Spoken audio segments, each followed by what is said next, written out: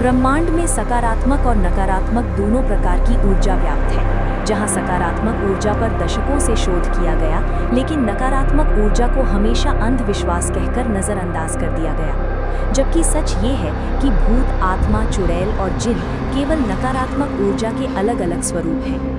Resonance का सिद्धांत कहता है कि जब किसी स्थान या व्यक्ति की मानसिक और भावनात्मक तरंगें किसी अज्ञात ऊर्जा से मेल खा जाती हैं, तो वो शक्ति सक्रिय हो जाती है। इसी सिद्धांत पर शोध कर रहे 4 दोस्त अनंत, रिद्धि, प्रिया और संभव रात के करीब 2 बजे अलीगंज की एक बदनाम हवेली में पहुंचते हैं, जहां वर्षों से लोग जाने से डरते हैं। हवेली में नाइट विजन कैमरे, ऑडियो रिकॉर्डर, डिजिटल मल्टीमीटर और इलेक्ट्रोमैग्नेटिक डिटेक्टर लगाए जाते हैं।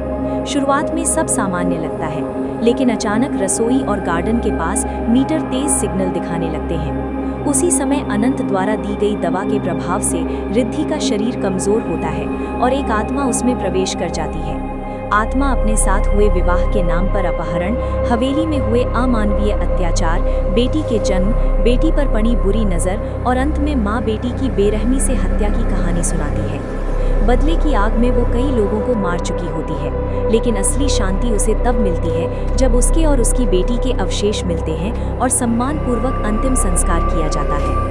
हवेली शांत हो जाती है, लेकिन चारों शोधकर्ताओं के मन में ये विश्वास और गहरा हो जाता है कि नकारात्मक ऊर्जा सिर्फ आत्माओं तक सीमित नहीं है। शोध के दौरान रिद्धि को एक वर्जित किताब मिलती है, जिसमें 250 साल पुराने जिन और विनाशकारी मंत्रों का जिक्र होता है।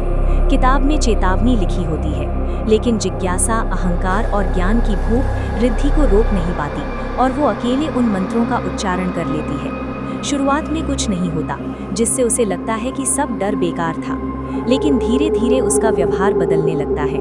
वो चिड़चिड़ी, आक्रामक और भ्रमित रहने लगती है।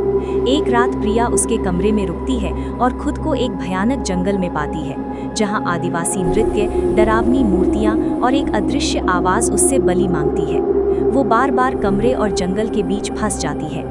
छत से झांकता चेहरा, मिट्टी से सने कपड़े और समय का टूटता एहसास उसके दिमाग को तोड़ देता है। तभी रिद्धि विकृत चेहरे, लाल आंखों और हाथ में कुल्हाड़ी लिए सामने आती है और कहती है कि अगर जिंदा रहना है तो रिद्धि भी ही बलि देनी होगी। डर और आत्मरक्षा में प्रिया उसे धक्का दे देती है।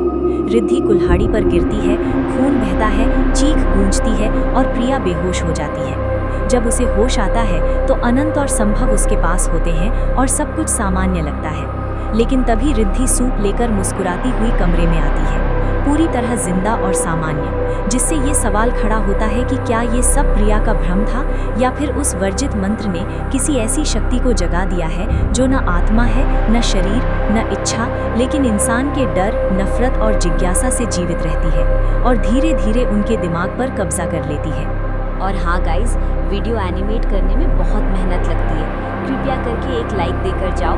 अगली बार से पक्का आपके लिए मस्त स्टोरी के साथ एनिमेट करके वीडियो लाऊंगा। Thank you for watching.